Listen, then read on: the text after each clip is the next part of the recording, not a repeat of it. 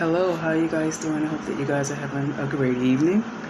I hope that you are healthy, safe, and know that you are blessed by the Most High Yah. If for no other reason you are still breathing and you are still here, you're still blessed. Okay? So don't forget that. I want to talk to my people. Lately, my conversation has been directed a lot towards my people because I have a lot to say and share with my people. All right. I think a lot of times, on this journey that we as a people have to come up and to be blessed and prosperous and to make it on this soil, a lot of times what we do as a people is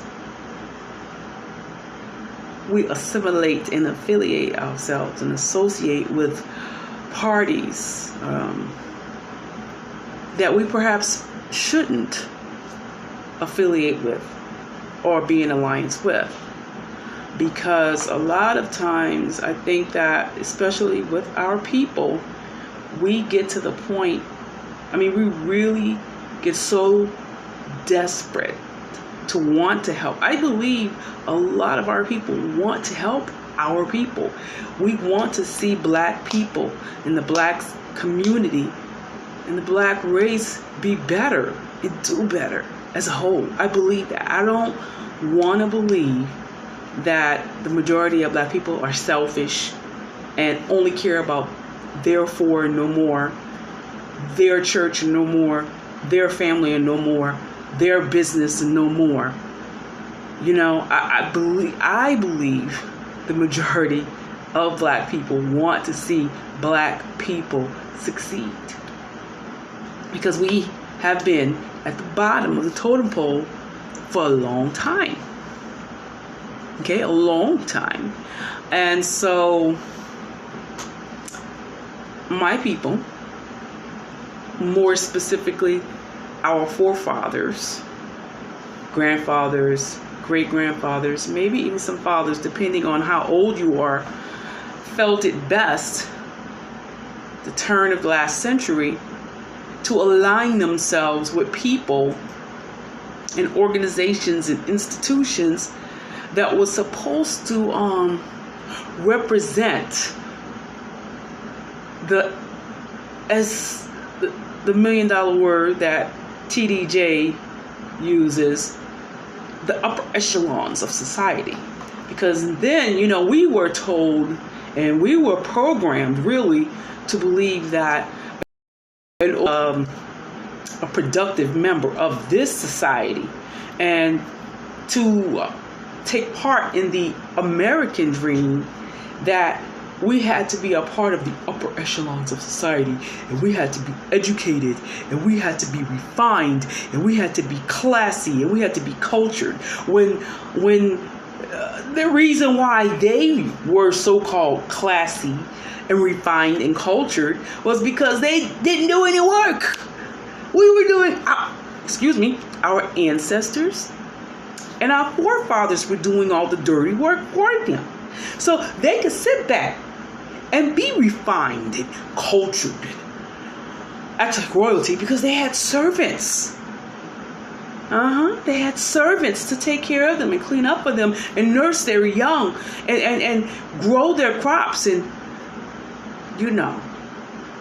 So yes, they had the time on their hands and the resources on their hands, because they weren't paying our ancestors or our forefathers for any of that work that we put in. So they had generational wealth, to give to their young so that they can have a head start advantage.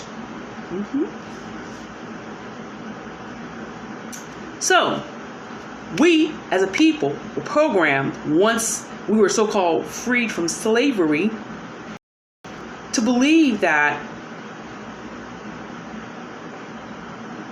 we had to be like them and dress like them and talk like them and be educated in their schools and go to their churches and learn their doctrines. We had to put away we didn't even have any idea what our women like to wear on the continent. So we had to dress like our master's wives. And then we could, we a lady. Dress like Master so-and-so's wife.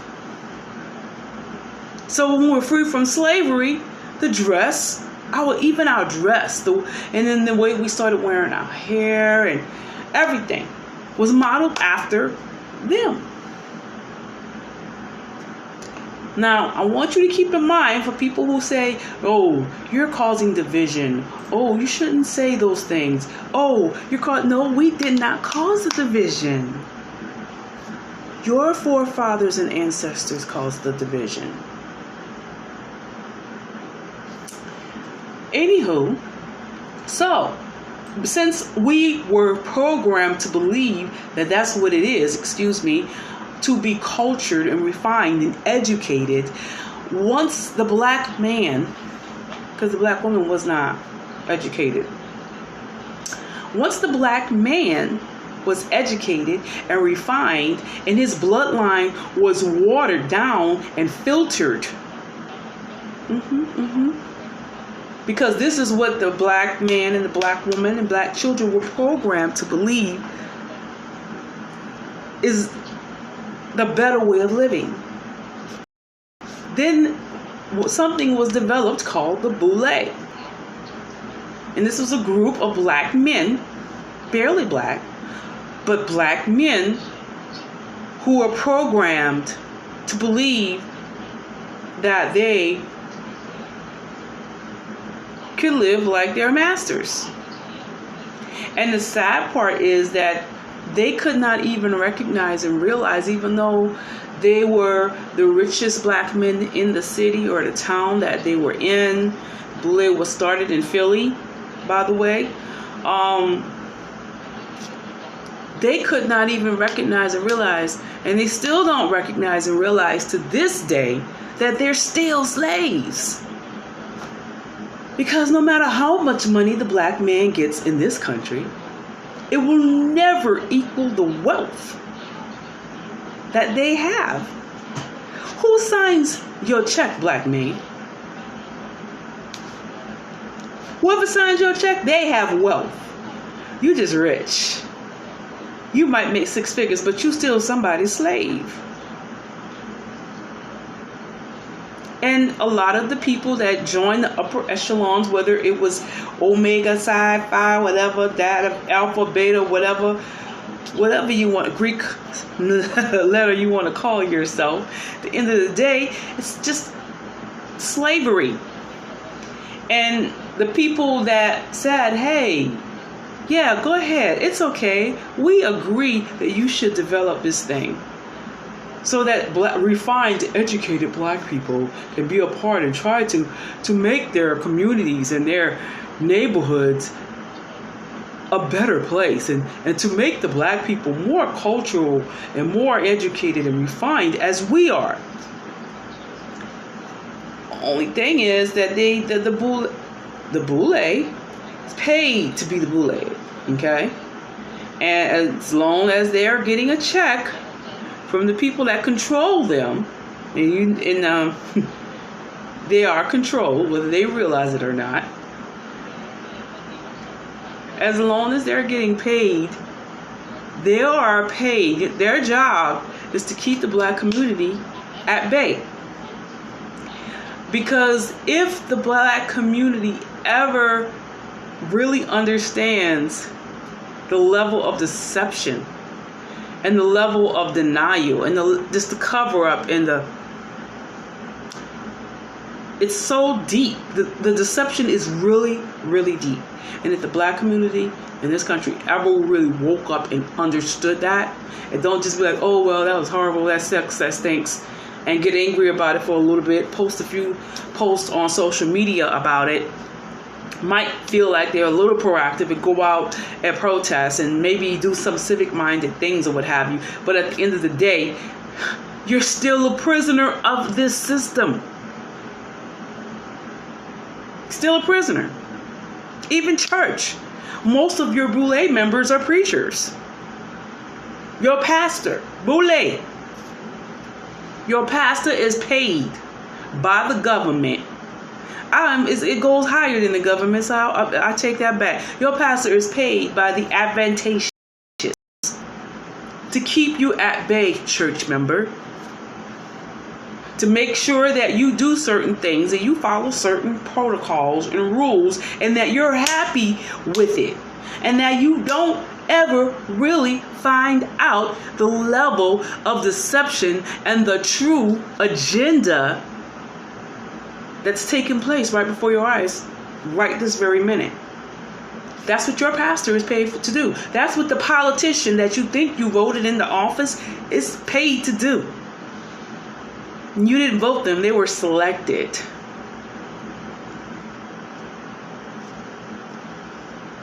Even some activists, they're handpicked to keep certain agendas and narratives running and rolling and squashing the truth. Some of the activists don't know that they're being manipulated and controlled by the powers that be. They really are sincere and they want to really help. But you have to understand the level of manipulation and control that is going on in this country.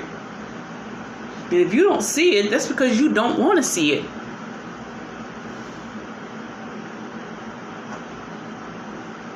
And the people who want to make a difference, that align themselves with all of these boule-like organizations, the Greek fraternities and sororities, the fraternal societies, you're controlled and manipulated by the very same system that you're trying to get out of. And you align yourselves with these organizations because you want to help and you want to do what's right and you want the black community to be better. But you're aligning yourselves with the enemy. Some of you, most of you, I want to say, you don't really even know that's what you're doing. And anybody that blows the trumpet in Zion, that sounds the alarm and tries to tell you and inform you and educate you about what they're doing, you call them conspiracy theorists, you call them crazy. You know? And what can I say? It's going to take you seeing it. And it's going to take you being upset enough to say, yo, this is not what I want. This is not what I signed up for. I'm not going to align myself with the enemy thinking that I'm helping my community. The fact of the matter is, nothing that's on American soil belongs to anybody but the people with money. The banks own most of your homes because most of you still paying mortgages and rent. So the banks own all the homes. And there's some people that have title deeds to their homes. But then the city and the county can come and take it at any time if you don't pay taxes. So who really owns the land? Who really owns? Because you got to pay taxes on land too.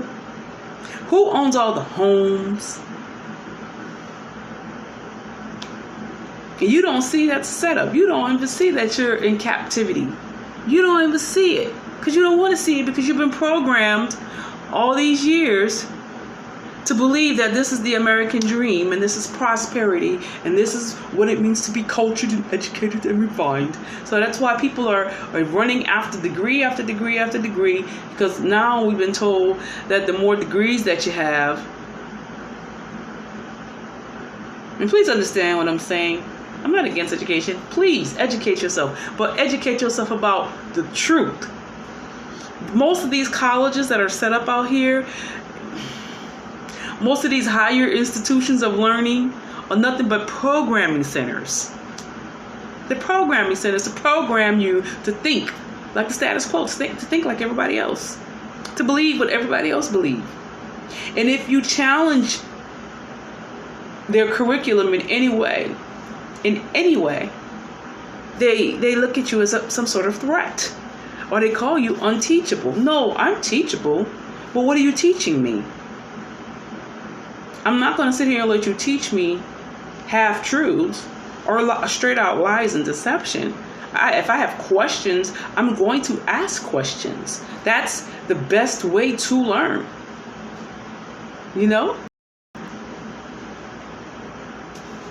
But we've been taught to believe that just accept anything that's being taught to you without challenging it, even if it don't even sound right.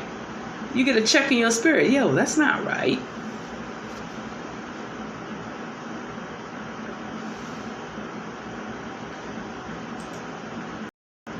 We have to be brave enough to stand up on our own 2 feet.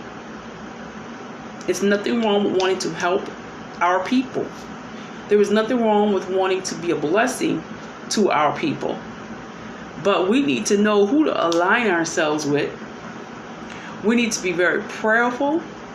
And we don't need to be getting all deceived because they might have some money. The people who want you to align with them may have the resources to make whatever it is that you want to do come true.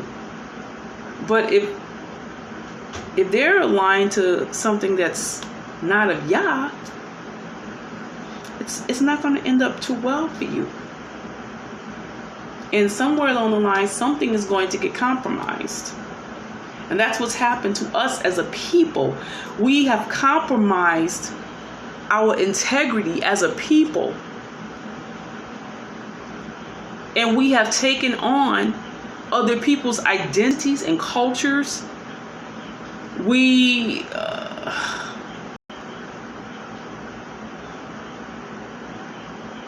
don't want to repent, and we serve other gods. We serve other gods. The very things that the Most High condemned Israel for, we do it. Historically speaking, been doing it to assimilate. And you read in your word, the Most High never called his people to assimilate. He said, come out from among them. Be separate. Saith Yah. Not says Winona. Says Yah. Touch not the unclean thing. Then I will receive you. Huh? Then I will receive you. That's what the word says.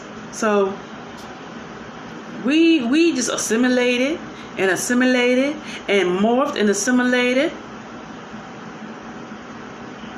And then we wonder why the blessing is not there. That's because you have not done what the Most High said to do. Separate yourself. Separate yourself. Come out from among them. Touch not the unclean thing. It's very simple.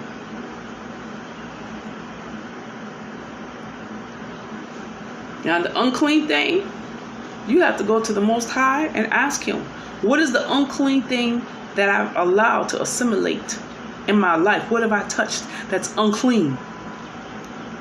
Then when the Most High shows it to you, because he will, repent of it and then move on. And then the blessing has to come. It's in the word, you know? We have to do what the Yah says to do. We have to do it his way. No more assimilating. This is not the day to assimilate. This is the day to separate. Touch not the unclean thing. And the Most High is going to show you what's clean and what's unclean if you want to know. Some people don't want to know what's unclean. They're okay with unclean. And if you are, then you're going to have to deal with the consequences of dealing with unclean things. You get dirty. That's all I really had to say. I took a little bit longer than I wanted to, and hopefully I made sense. If not, pray about it. Seek the Most High in all that you do. You can't go wrong. But this is not the day to assimilate, my people. You hear me? This is the day to separate and let them talk. It doesn't matter. You're doing what the Most High has called you to do. And you're being who the Most High has called you to be. You guys be blessed and be safe. In the name of Yahushua HaMashiach.